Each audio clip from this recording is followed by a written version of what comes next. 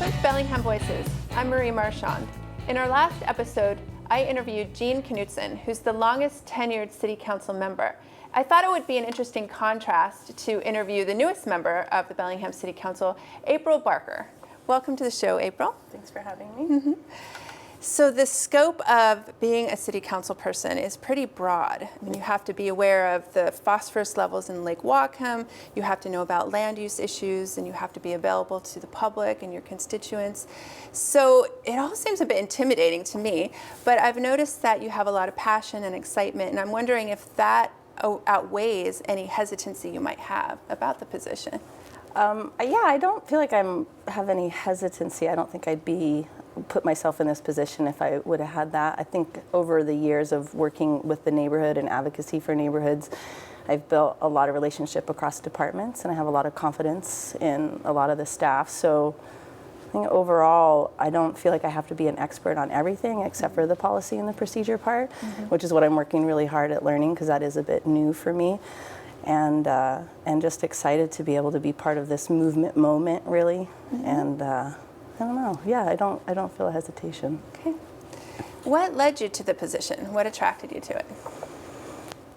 That movement moment, like there's been a lot I've watched in my lifetime of people getting together and rallying around a cause, and just lately in the last 8 years, I've felt like we're primed to be in a position if we can get the right people into elected office.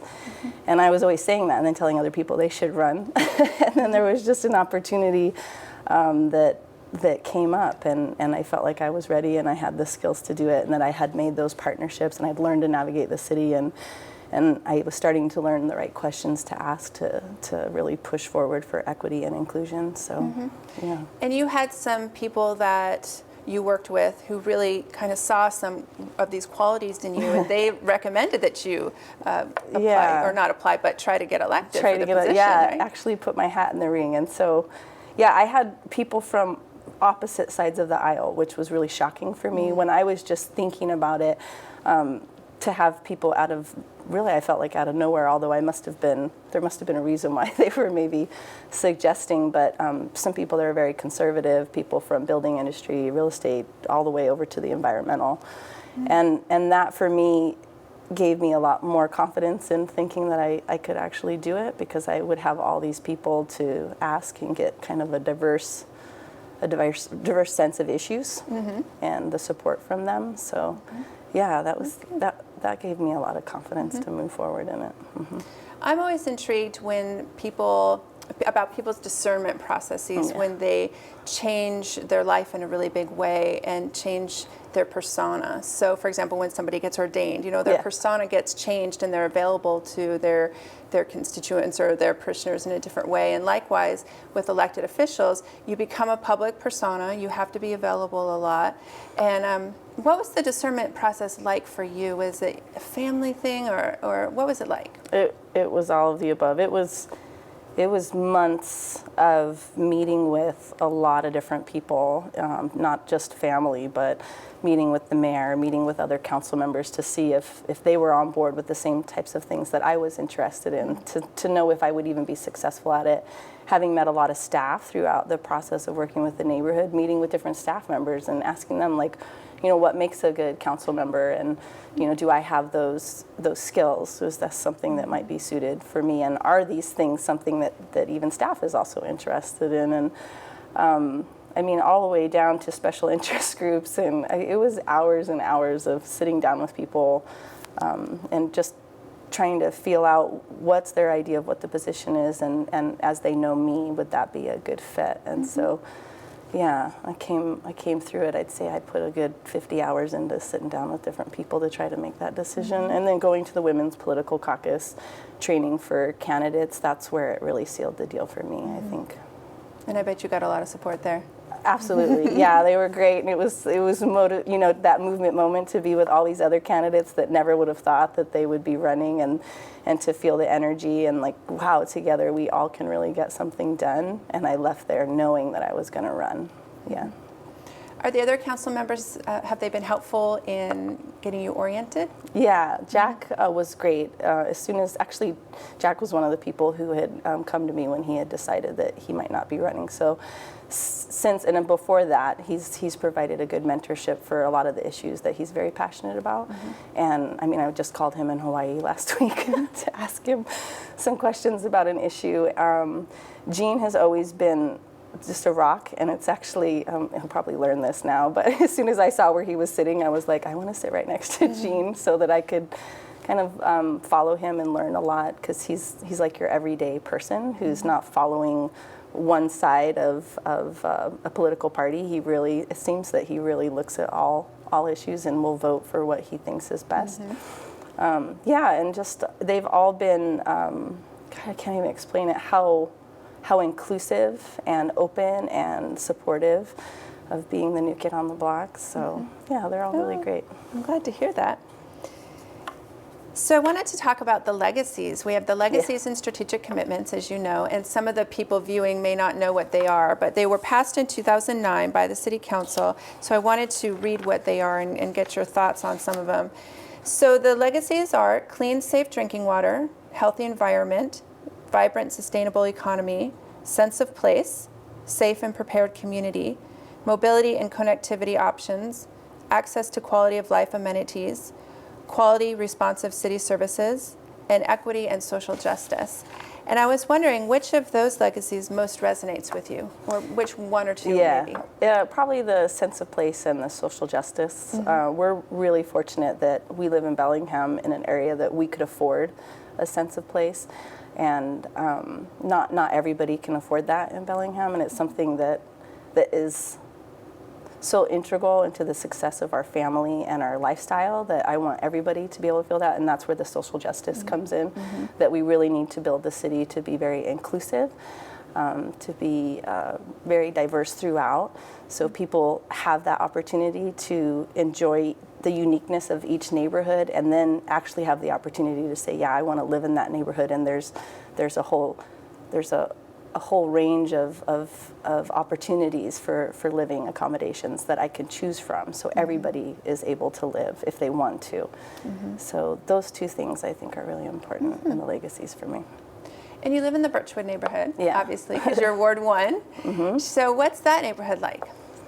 The Birchwood neighborhood, when I moved there, was described as 3 different neighborhoods. So as zoning went on over time, you had the large lots, you had the area over by BTC, which is the medium density, and then you had the area along West Maplewood and Northwest Avenue that was highly dense with apartments and condominiums.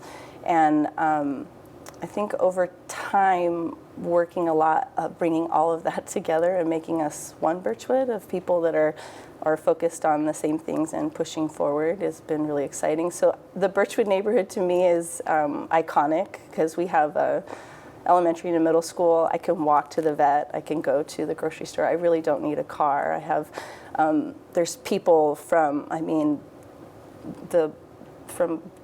all throughout the social economic scale, cultures, races. So it's very inclusive and exciting, and you meet so many different people, and you don't have to walk more than a mile to do it. So, how do you envision our city growing? And I know this is a really important question for you, and it's part of the reason you ran, because you want to have input into the city's comprehensive plan and how we grow. The city growing, I think, goes back to that every neighborhood having an opportunity for people from all walks of life to be able to live in it if they want to. I think I heard a really valuable, I was in a training for Bellingham Public Schools, and Dr. Baker, who I'm just really in awe of and what he's done with our school system here in Bellingham, but he said we need to build like one schoolhouse, so every school is offering, you know, the best that they can for every child, and that when people move to Bellingham, because we have such unique neighborhoods, they should be able to shop a neighborhood and not a school. And I think the school system's really doing all that they can to make that happen, but unfortunately kids are in this well-rounded situation at school, but they're not going home to well-rounded neighborhoods. So the growth for me is to like take that mission beyond into the city and make sure that every neighborhood is well-rounded, so those children are getting that experience in school, but then coming back into their neighborhood and getting that same exposure too. And we'll be back in just a few moments after this message with April Barker. Thank you.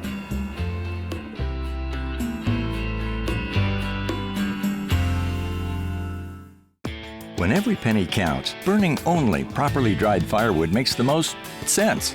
It's the most efficient use of your wood fuel investment and makes starting up that wood stove or fireplace insert quicker and easier on cold winter days. Now is the time to start preparing your firewood supply for next heating season. It can take from 9 to 12 months for wood to dry. For more tips, visit burndryfirewood.org. A message from the Northwest Clean Air Agency.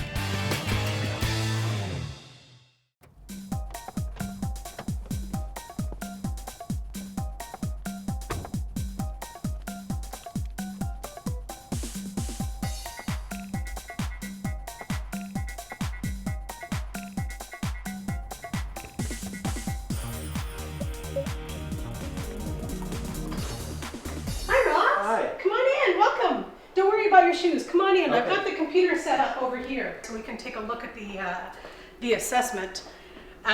Great. You know, when I first moved in, I actually changed all the LEDs in the kitchen because it's the place that uses the most energy, and I couldn't afford to do it all at one time. But when the home print assessment came in, which is the entry level assessment, they changed 20 LEDs, and I'm already saving money from that. So we're started out okay. Yeah, that's awesome.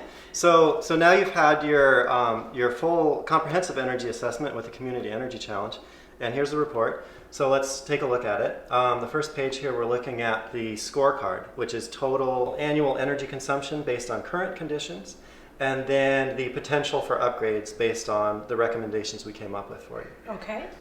And going from there, we break down total energy into these different uses in the home. So heating, cooling, water heating, lighting and appliances, and so on. My heating's pretty good. I think that's because I have radiant floors, which I love because they keep me really warm and comfortable in the winter, and they don't use much energy because they're gas heated. Yeah, and with those you can choose the zones to heat and not heat, right? Mm-hmm. That's great. Let's take a look at the first area of heat loss in the home, where you have some pretty good potential for savings, and that is air leakage. So we came in and we used our infrared camera to find some of these leaks, and here are some pretty neat pictures. These photos are awesome. Yeah, so we're going to spend a little time taking a look at these in the home, kind of identifying these locations. But bottom line, there's some room for sealing things up, and I can help you figure out where that needs to happen. And then from there, we found some areas where the attic insulation probably could be fixed up a little bit as well. You have a lot of vaulted ceilings, so there are some areas where there's just not much you can do. Right. But for the open attic areas, if there are low spots, we'd like to address those. Okay. The house is built closer to current energy codes, so the insulation levels are pretty decent. And then we can spend some time looking at appliance options, and then we'll take a look at the lighting. Okay, that sounds great. So this is the location of that first infrared image we were looking at, and we're seeing air leaking in around the edges of this outlet cover plate, and also air leaking in along this gap where the door frame is separating from the drywall. Okay, yeah. Yeah, so and then there are some other air leakage areas in the house we should take a look at. So let's have a look at those. Okay, that sounds great. So Ross, I know not everything we do in our house is energy efficient.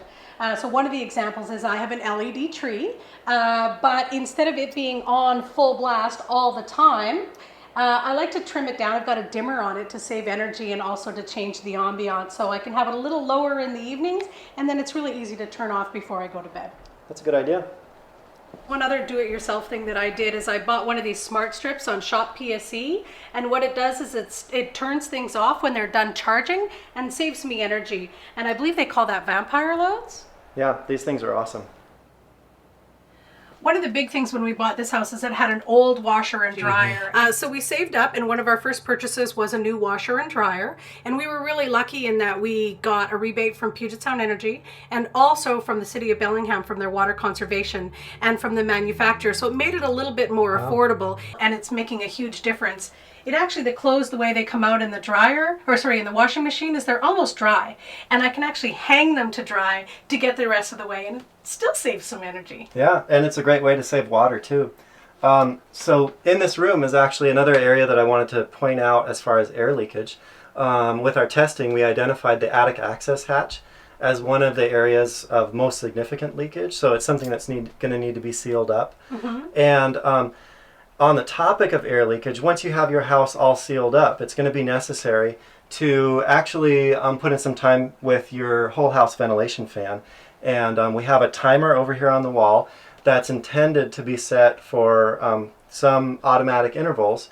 Right now it's not set for anything, but once your house is sealed up, we'll be able to advise you on what that needs to be set at. That'd be great, because I really wasn't sure what to do with that. I really appreciate all the information you shared with me. I'm quite excited about Bellingham having an opportunity to win the Georgetown University Energy Prize, and I know that these are the things that we do in our home that will make a difference. So I really appreciate it. Thanks so much for your time. Yeah, thank you. It's been my pleasure.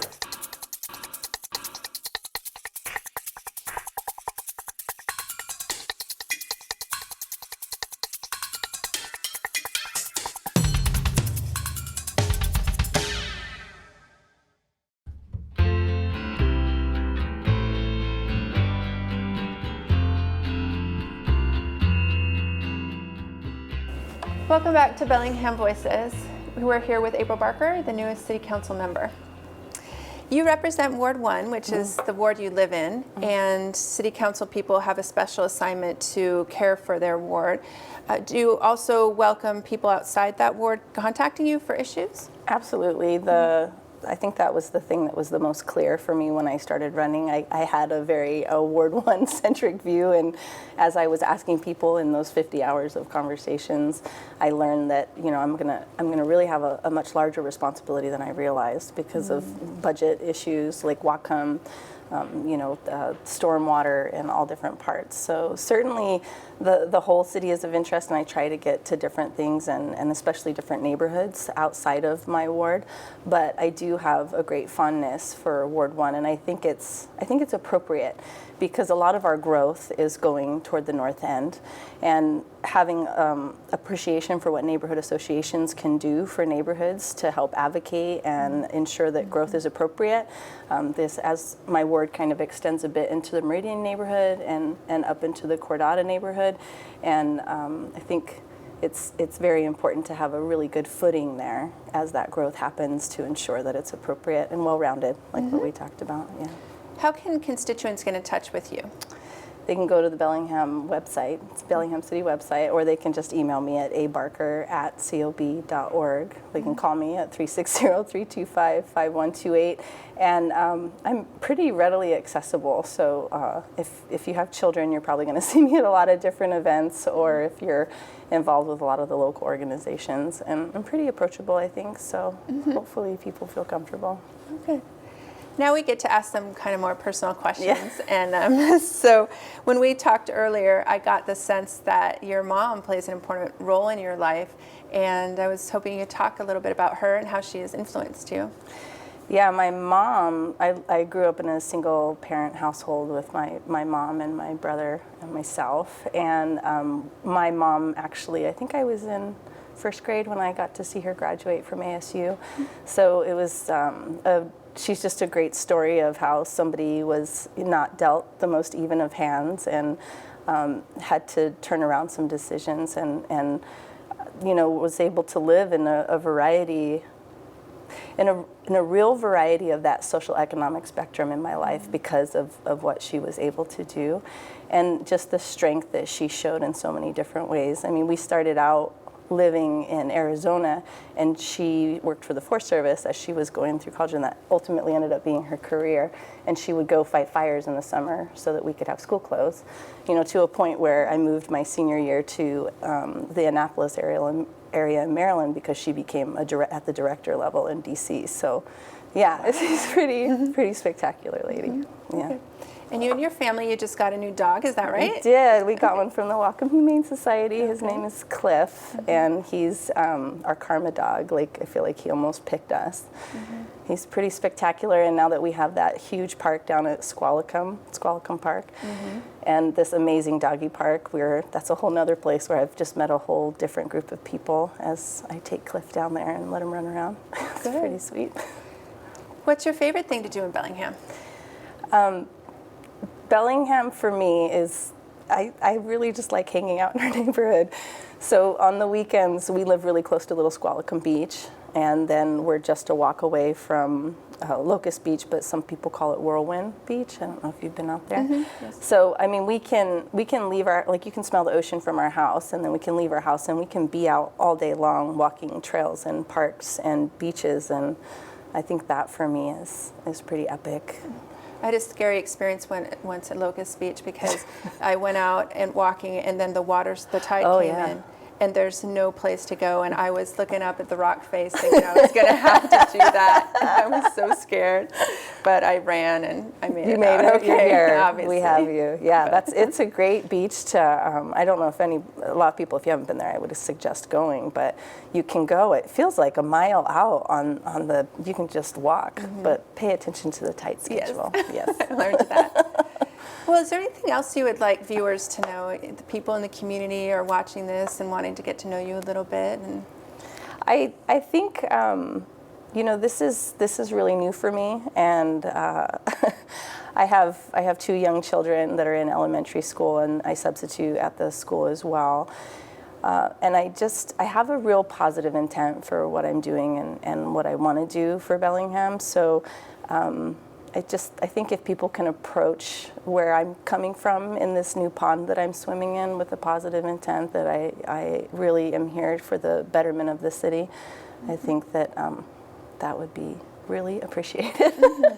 Well, wonderful. We're glad to have you on board. Okay, thank you so much. Thanks for being here today. Yeah, it was good to see you. Thanks for joining us, and please join us for our next episode of Bellingham Voices. Take care.